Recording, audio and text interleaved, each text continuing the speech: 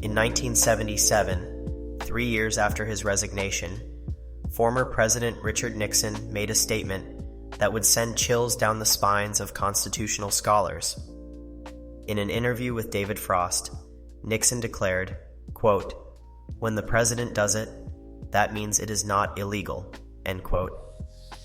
This extraordinary claim of absolute executive power wasn't just a theoretical musing. It was the culmination of a constitutional crisis that had pushed America's democracy to the brink. But how did we get there?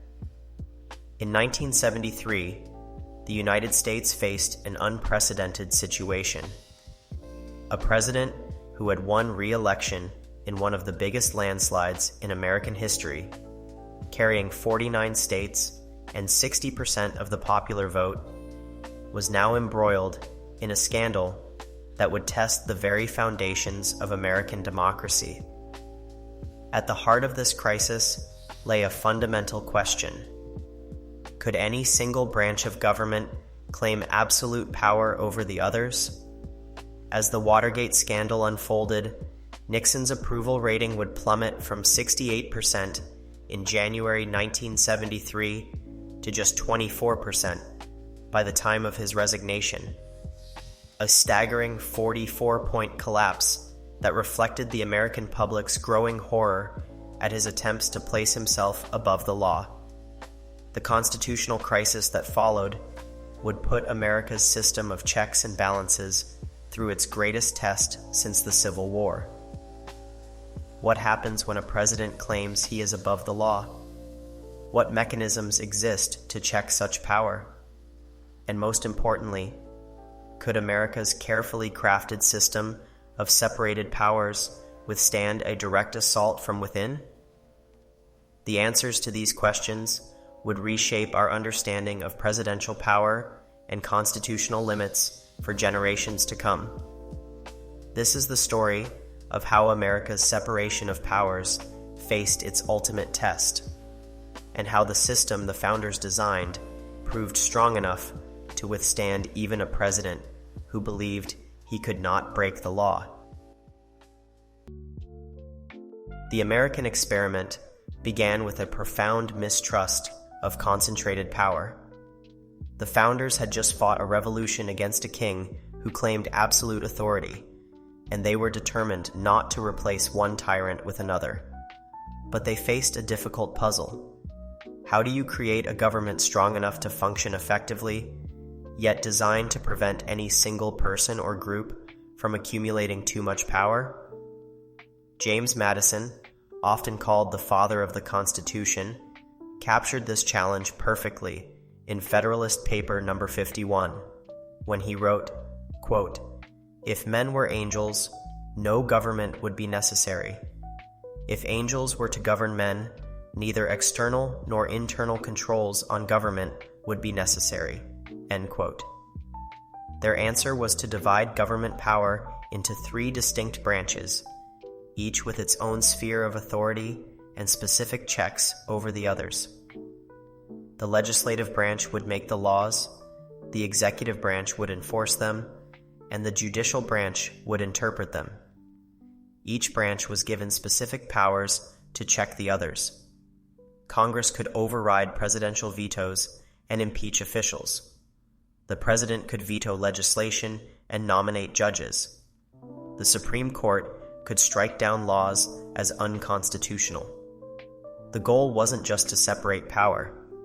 It was to create a system where ambition would counteract ambition, where each branch would jealously guard its prerogatives against encroachment by the others.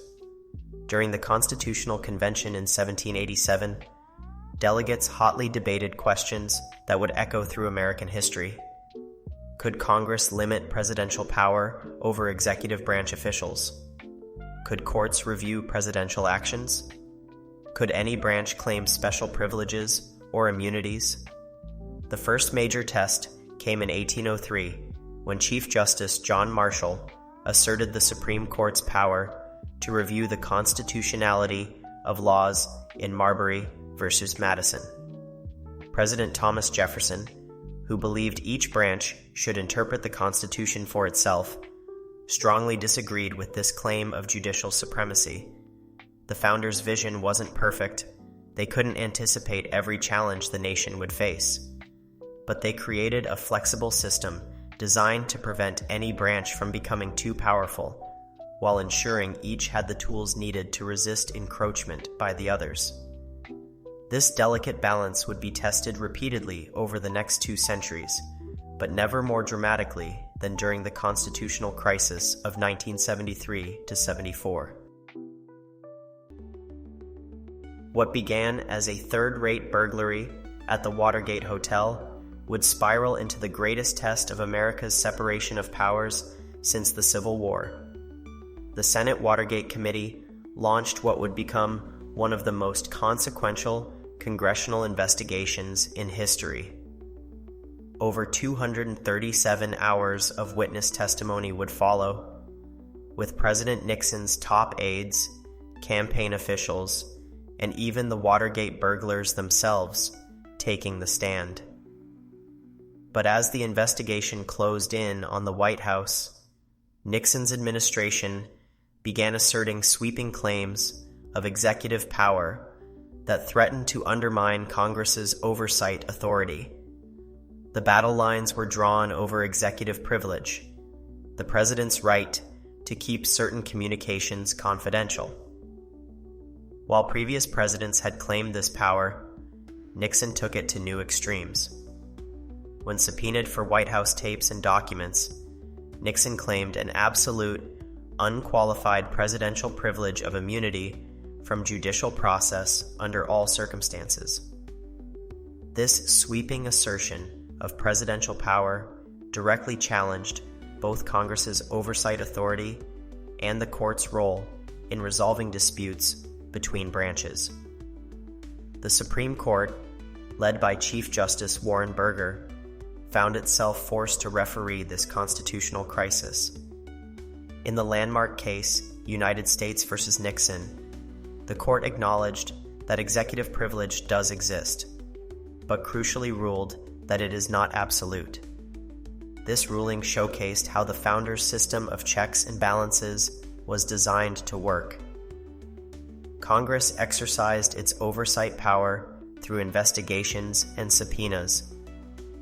The president attempted to shield himself using executive privilege, and the Supreme Court stepped in to define the boundaries between these competing claims of constitutional authority.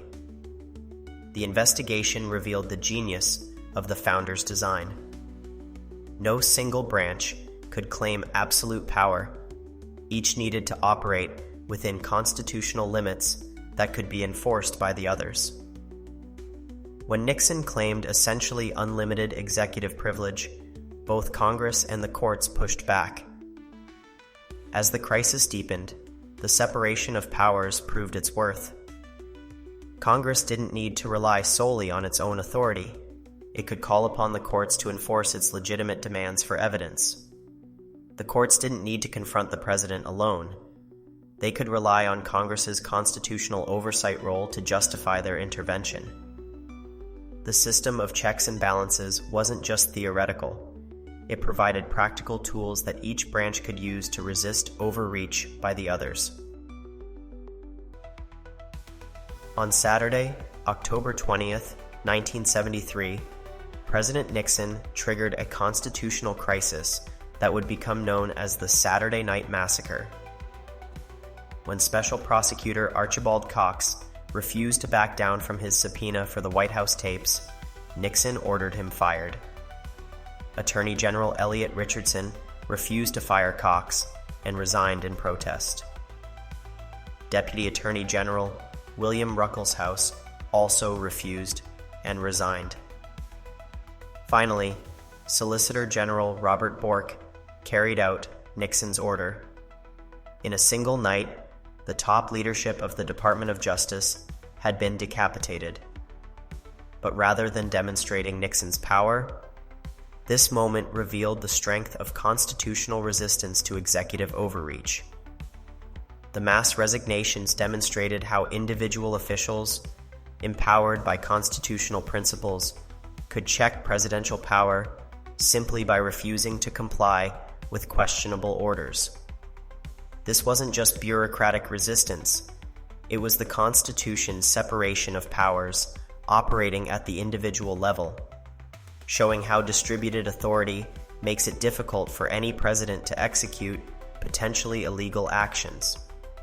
The press, acting as an unofficial fourth branch of government, played a crucial role. The Washington Post's relentless investigation and the broadcast network's coverage of the Senate hearings kept the public informed and engaged.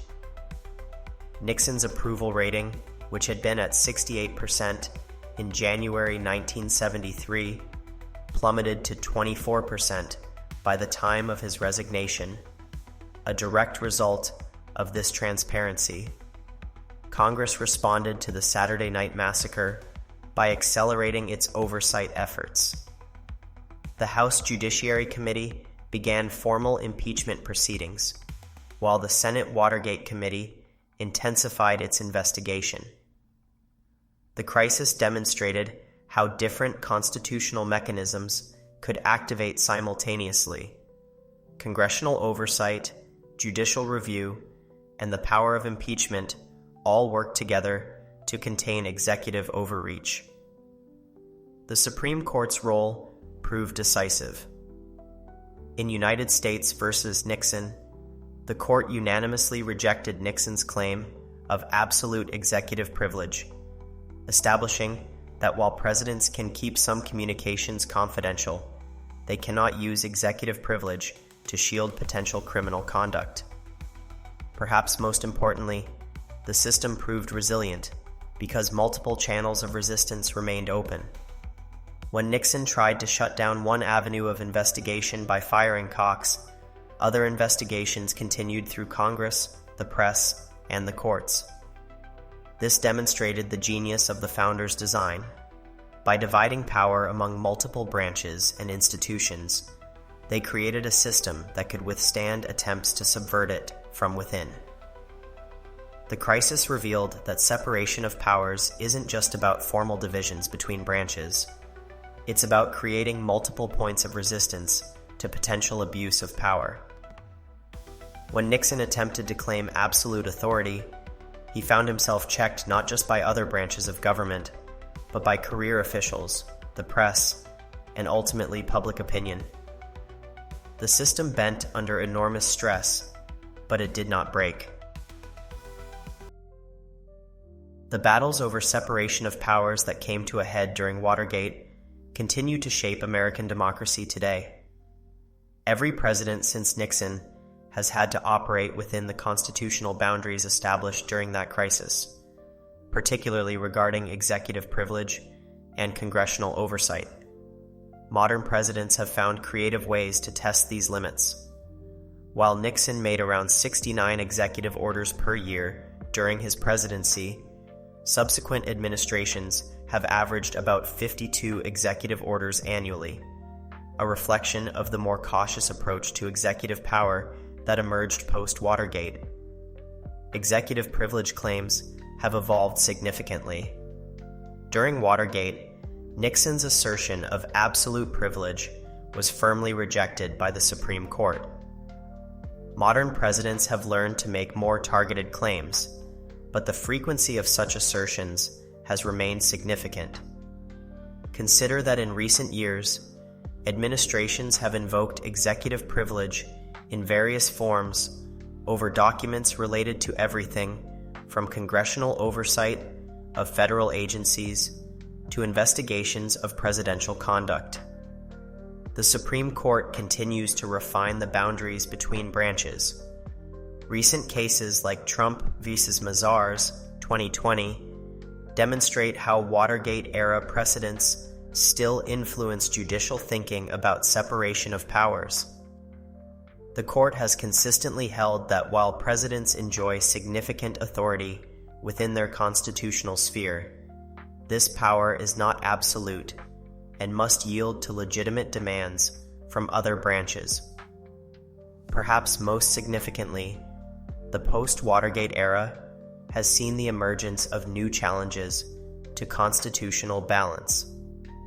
the rise of the administrative state, the expansion of presidential emergency powers, and the increasing polarization of Congress have all created novel questions about how to maintain the founders' vision of separated powers in a modern context. The ongoing challenge lies in adapting these foundational principles to contemporary realities. While Watergate-era reforms strengthened congressional oversight and limited executive privilege, modern presidents have found new ways to expand their power. Executive orders, signing statements, and emergency declarations have become tools for presidents to act unilaterally when faced with congressional opposition. Yet the fundamental lesson of Watergate remains relevant. No branch of government can claim absolute power without triggering resistance from the others. When presidents push too far, Congress and the courts push back. When Congress oversteps, presidents and courts check its authority. This dynamic tension, while sometimes messy and inefficient, continues to prevent any single branch from dominating the others. The system's resilience depends on each branch actively defending its prerogatives while respecting constitutional boundaries. As James Madison envisioned, ambition must still counteract ambition. The ongoing challenge is maintaining this delicate balance in an era of increasing political polarization and expanding government power. The constitutional crisis of 1973 to 74 demonstrated both the resilience and the fragility of America's system of separated powers. When tested to its limits, the system proved strong enough to check a president who claimed he could not act illegally. Yet the crisis also revealed how much our constitutional order depends on individuals and institutions being willing to defend its principles. What if the Supreme Court had upheld Nixon's claim of absolute executive privilege in 1974? How would that decision have reshaped the balance of power between branches, and what precedent would it have set for future presidents claiming immunity from oversight? Looking at recent events, what vulnerabilities have been exposed in our system of separated powers? Are there gaps in our constitutional framework that the founders couldn't have anticipated? And how might we address them while preserving the core principle of divided authority? Finally, how do you think modern communications technology, particularly social media, affects the distribution of power between governmental branches? Does instant public communication strengthen or weaken the ability of different branches to check each other's power? These questions don't have easy answers, but wrestling with them helps us understand both the genius and the limitations of the founders' design. The separation of powers remains a vital safeguard of American liberty, but only if we remain vigilant in defending it.